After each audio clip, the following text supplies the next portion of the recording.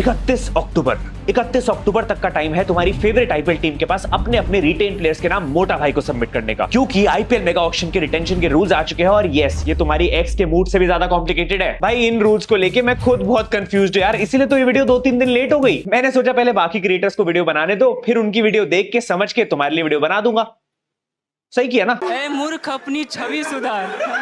देखो, मेजरली तो 8 रूल निकल के आए हैं, जिसमें स्पेसिफिकली 7वां रूल तुम्हें पता ही होगा अब तक तो कि थाला के लिए बनाया गया है। बट उन 8 रूलों को समझने के लिए ऐसा लग रहा है कि 800 रूल और समझने पड़ेंगे। अरे मुझे चक्कर आने लग गया अब। तो इस वीडियो में डिस्कस कर लेंगे और मैं जितना मुझे समझ में आया मैं तुम्हें समझाने की कोशिश करूंगा। देखो, मामला सीरियस है, इसके लिए फोन निकालना पड़ेगा। तो सबसे पहले अपने बेसिक्स क्लियर कर देते हैं। रूल नंबर 1 से शुरू करते हैं, जो कहता है कि the IPL franchises can retain a total of 6 players from their existing squad. This can be either via retention or by using the right to match option. इसका मतलब इस साल टीम्स को टोटल 6 रिटेंशन मिल रही है, आरटीएम्स मिला के। अब पहले क्लियर कर दूं, जिन लोगों को आरटीएम ही नहीं पता क्या होता है, पहली बात तो लॉकडाउन किड्स। क्या बोला तूने? बट कोई बात नहीं, क्विक एग्जांपल से समझ लेते हैं। देखो, आरटीएम वो कार्ड है जिसमें मान लो अगर रोहित शर्मा कहते हैं भाई मैं इस साल ऑक्शन में जा रहा हूं, मुझे मुंबई से रिटेन नहीं होना, तो मान लो रोहित भाई के लिए आरसीबी ने 20 करोड़ की बिड कर दी, तो एमआई आके कह सकती है नहीं भाई ये तो हमारा प्लेयर था, हम आरटीएम कार्ड लगा रहे हैं और इस प्लेयर को हम रखेंगे, तुम्हें नहीं देंगे।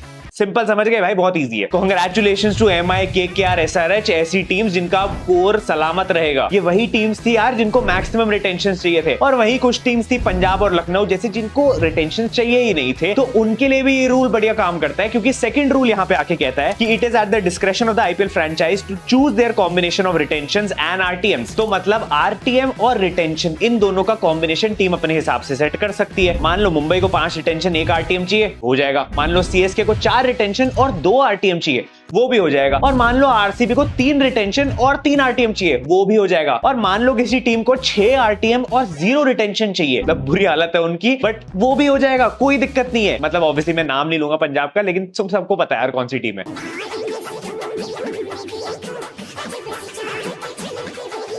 बट रूल 2 का छोटा सा प्लॉट ट्विस्ट ये कहता है कि भाई अगर तुम 6 रिटेंशन कर रहे हो तो तुम मैक्सिमम 5 कैप्ड प्लेयर्स ही रिटेन कर सकते हो, इंक्लूडिंग इंडियन एंड ओवरसीज, और मैक्सिमम 2 अनकैप्ड प्लेयर्स रिटेन कर पाओगे। इसका मतलब अगर टोटल 6 रिटेंशन करने की सोच रहे हो तो 1 अनकैप्ड प्लेयर को रिटेन करना मस्ट है। ऑल्सो अभी तक जब भी रिटेंशन होती थी तो 1 या 2 फॉरेनर्स को रिटेन किया जाता था, लेकिन इस बारी बीसीसीआई ने हटा दिया। मतलब तुम 5 के 5 फॉरेनर्स रिटेन कर सकते हो कैप्ड प्लेयर्स में, कोई दिक्कत नहीं है। इनफैक्ट अनकैप्ड में भी फॉरेन प्लेयर रिटेन कर लो, कोई दिक्कत नहीं है। तो कहा गया, आप टेंशन मत लो, तुम क्लासन, हेड और पैट कमिंस तीनों को रिटेन कर लोगे यार, क्योंकि तुम जानते हो teams like KKR and SRH ये लोग अपने फॉरेन प्लेयर्स पे बहुत ज्यादा डिपेंड करते हैं। अब देखो, अभी तक तो सबको सिंपल लग रहा होगा, कोई दिक्कत नहीं लग रही, अच्छा खासा 6 प्लेयर्स का कोर भी रिटेन हो रहा है, मतलब हर टीम यही चाहेगी यार। लेकिन प्रॉब्लम 3rd रूल से शुरू होती है, जो कहता है कि बेटे अगर तुम्हें अपनी टीम का कोर रिटेन करना है, 6 प्लेयर रिटेन करने हैं, तो कर लो, कोई दिक्कत नहीं है, but it comes at a cost, and that cost is a total of 79 crore. वो कैसे होगा मैं बता दूंगा, लेकिन रूल 3 ये भी कहता है कि इस साल हर टीम का आईपीएल पर्स 90 करोड़ से बढ़ा के 120 करोड़ कर दिया गया है। तो अगर तुम्हारी टीम 5 कैप्ड प्लेयर्स की रिटेंशन करती है तो उसको फर्स्ट रिटेंशन को 18 करोड़ देने हैं, सेकंड रिटेंशन को 14 करोड़ देने हैं,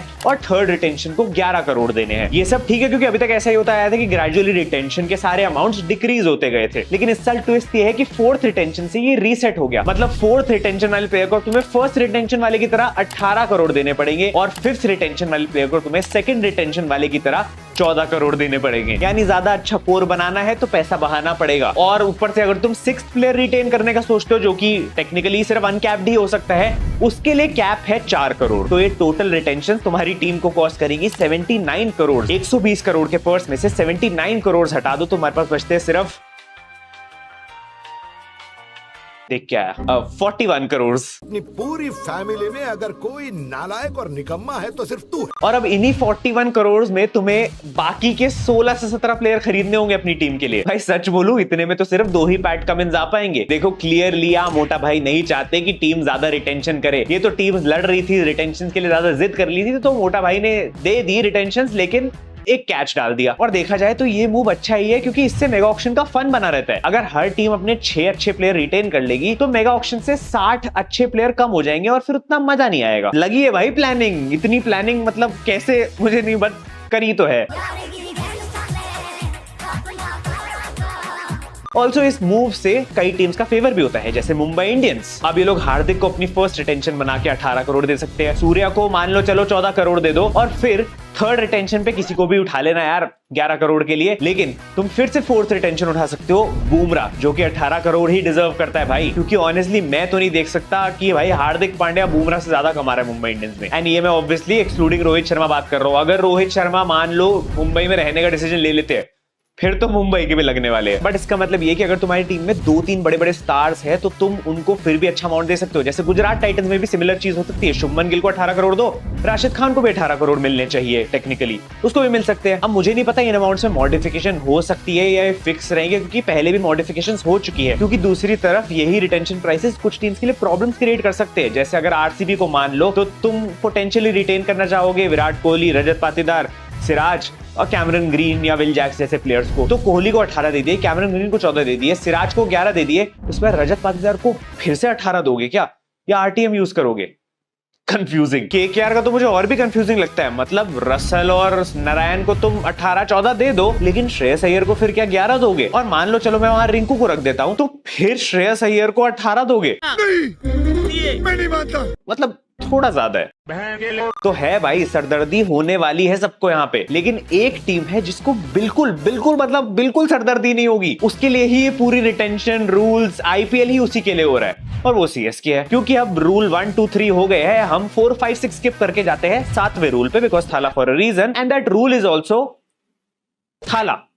रूल थाला, क्योंकि मैं तुम्हें ये पिछली आईपीएल वाली वीडियो में भी बता चुका हूं कि रूल नंबर 7 कहता है कि भाई एक कैप्ड इंडियन प्लेयर जिसको 5 साल से ज्यादा हो चुके हैं कोई भी इंटरनेशनल मैच खेले, वो अनकैप्ड प्लेयर बन जाएगा इस सीजन। सिंपल भाषा में थाला ने पिछले साल भी रिटायरमेंट नहीं ली थी, और ये महेंद्र सिंह धोनी का आखिरी फाइनल ईयर हो सकता है। उनका फेयरवेल मैच एपॉक में ही होने वाला है फॉर द 7,000th टाइम। तो कैसे ये सीएसके को हेल्प कर रहा है भाई? 3 प्लेयर उठाओ 18 में, ऋतुराज उठा लो, पथिराना उठा लो, जड्डू उठा लो, और एक अनकैप्ड प्लेयर माही भाई उठा लो। Perfect squad, core retain.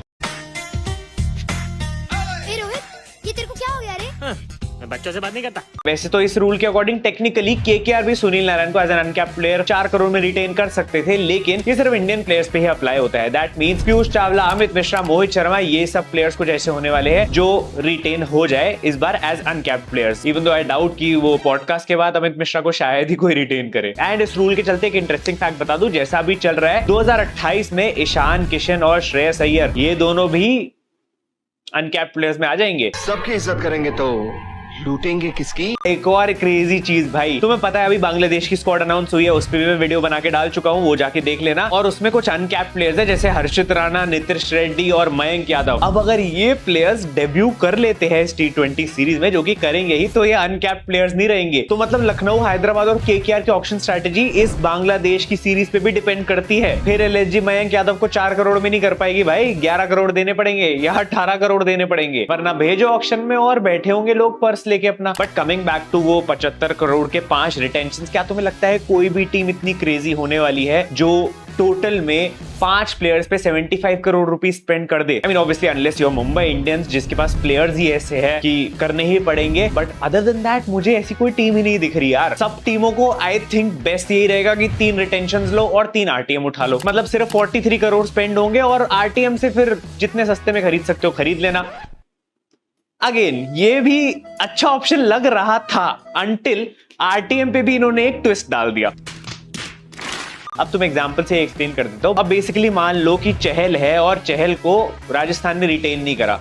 पहली बात तो सो सैड, हर बार हसदे चेहरिਆਂ ਦਾ मतलब ये नहीं ਹੁੰਦਾ कि उन्होंने कोई तकलीफ नहीं होती। बट ठीक है, चहल को राजस्थान ने रिटेन नहीं करा, वो चाहते हैं कि हम उसको आरटीएम से सस्ते में खरीद लेंगे, तो वो ऑक्शन में वेट करते हैं और आरसीबी बिड कर रही है चहल के लिए, क्योंकि उनको अपनी गलतियां सुधारनी है। तो अब अगर आखिरी बिड आरसीबी ने करी है मान लो 8 करोड़ की, एंड ऑलमोस्ट वो आरसीबी को सेल होने वाला है, तो आरटीएम रूल के अकॉर्डिंग राजस्थान से पूछा जाएगा कि भाई तुम्हारे पास एक आरटीएम कार्ड है, तुम्हें चहल पे लगाना है, तो तुम्हें 8 करोड़ में चहल मिल जाएगा। पहले क्या होता था, आरटीएम यूज किया तो प्लेयर उतने ही प्राइस में मिल गया। लेकिन अब अगर राजस्थान कहती है हाँ भाई मुझे लगाना है, तो आरसीबी कहती है रुक जाओ बेटा, मैं इसका प्राइस और बढ़ाना चाहता हूं, और आरसीबी चहल का प्राइस 14 करोड़ कर देती है। तो अब भी अगर वो आरटीएम यूज करके खरीदना चाहते हैं चहल को राजस्थान वाले, तो उनको 14 करोड़ ही देने पड़ेंगे। तो अब इसी 14 करोड़ में या तो आरआर आरटीएम यूज करके खरीद सकती है, या फिर आरसीबी भी खरीद सकती है। मतलब ओपोनेंट टीम के पास एक एक्स्ट्रा ऑप्शन आ गया है आरटीएम वाले प्लेयर का प्राइस इंक्रीज करने का, even after they get to know कि उसको खरीदने का सोच रहे हैं। मतलब ये गेम चेंजर हो सकता है, और ये टैक्टिकली तो मतलब टीम्स को हिला के रख देगा। स्पेशली तुम्हें पता है जब वो डीसी का ओनर सामने होगा, फिर तो भाई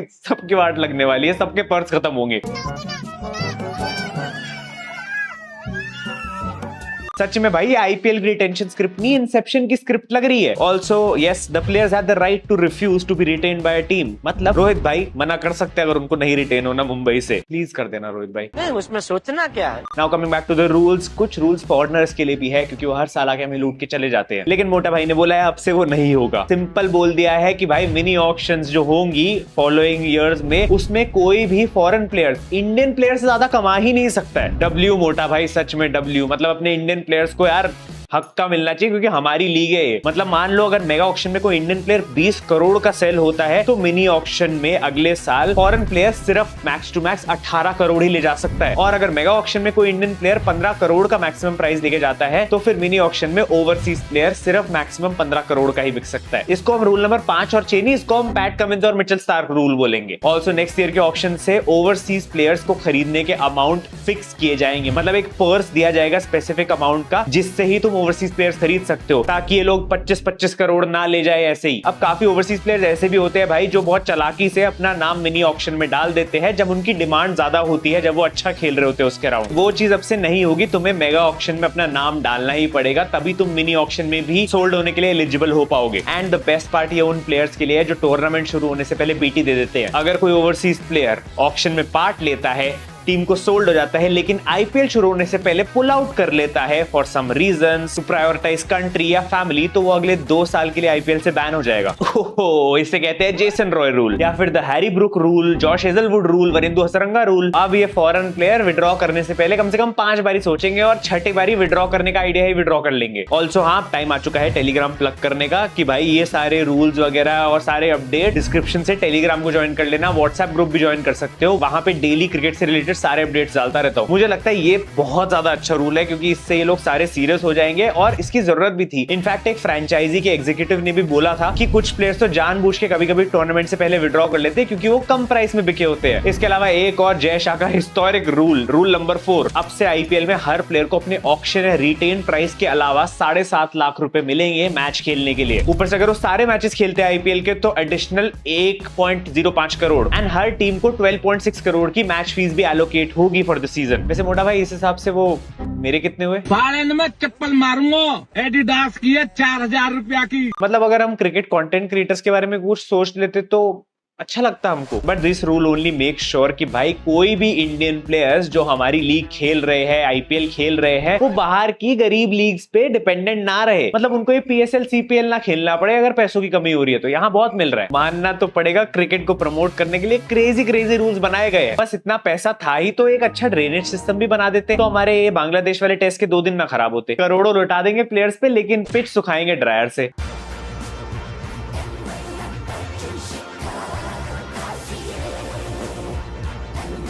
उसकी भी वीडियो कर लगाई जाएगी। होपफुली इंडिया मैच जीत जाए। आज डे 5 चल रहा होगा भाई। डे 4 पे डे 2 डे 3 डे 4 3 दिन कवर कर लिए एक ही साथ रोहित भाई ने। क्रेजी कर दिया था भाई रोहित भाई ने। 3 ओवर में 50 रन बना दी। मैंने तो स्टोरी डाली थी इंस्टाग्राम पे। ऑल्सो फाइनली लास्ट 2 चीजें कि प्लेयर को लोन करने का रूल वापस आ चुका है जो आज तक कभी यूज नहीं हुआ। फुटबॉल में बहुत ज्यादा होता है बट क्रिकेट में, आईपीएल में हमने कभी भी नहीं देखा। आई रियली होप यार ऐसा कुछ इंटरेस्टिंग हो जाए। एंड ऑल्सो की इंजरी रिप्लेसमेंट्स के लिए अब टीम्स के पास 12वें मैच तक का टाइम है रिप्लेस करने का प्लेयर को। पहले सिर्फ 7 मैचेस के लिए ही अप्लाई होता था, लेकिन अब ये 12th मैच तक एक्सटेंड कर दिया गया है ताकि अगर कोई टीम जिसका कोई फॉरेन प्लेयर 10th या 11th मैच में इंजर्ड हो जाता है तो भाई उसको रिप्लेस करने के लिए अभी भी टाइम है, क्योंकि आगे 12th मैच के बाद तो 1 या 2 मैच रह जाते हैं, फिर प्लेऑफ्स ही है। हाँ, ये रूल ऐसे पंजाब और दिल्ली के लिए उतना फेवरेबल नहीं है क्योंकि वो तो कहाँ ही प्लेऑफ्स के लिए खेलते हैं। और लास्ट एंड सबसे बेकार रूल जो मुझे बिल्कुल पसंद नहीं है, इंपैक्ट प्लेयर का रूल, वो कंटिन्यू करेगा अगले 3 सीजन के लिए। खैर देखो, इस वीडियो में मैंने रूल्स की बात करी, रिटेंशन की बात नहीं कर रहा। जो टीम्स प्लेयर को पोटेंशियल रिटेन कर सकती है उसके लिए मैं सोच रहा हूँ एक डिफरेंट वीडियो बना दी जाए जिसमें सारी टीम्स की एक साथ बात कर लेंगे। लेकिन इससे पहले मैं 2 वीडियो ऑलरेडी बना चुका हूं जिसमें मैं 10 टीम्स को कवर कर चुका हूं रिटेंशंस के लिए। तो तुम अपनी फेवरेट टीम की रिटेंशन कमेंट्स में मुझे बता देना ताकि मैं फिर से एक और वीडियो निकालूं जिसमें हम इन टीम्स के बारे में बात कर पाए, क्योंकि अब काफी चीजें चेंज हो चुकी है बिकॉज ऑफ द रिटेंशन के प्राइसेस। तो मुझे नहीं लगता कि अब वो प्लान सेम रहेंगे कि भाई ये 5 प्लेयर ही रिटेन होने चाहिए। अब थोड़ा सा डिफरेंट हो जाएगा क्योंकि भाई चौथे प्लेयर को 18 करोड़ देने पड़ जाएंगे। बाकी एनीवे तुम लोग वीडियो को लाइक कर देना, चैनल को सब्सक्राइब कर देना। मैं मिलता हूं तुमसे अगली वीडियो में। एंड में जाते जाते यही कहना चाहूंगा कि दोस्तों, सपने देखना अच्छी बात है पर ई साला कप नाम दे के सपने देखना ये तो सही नहीं है। शुभ रात्रि।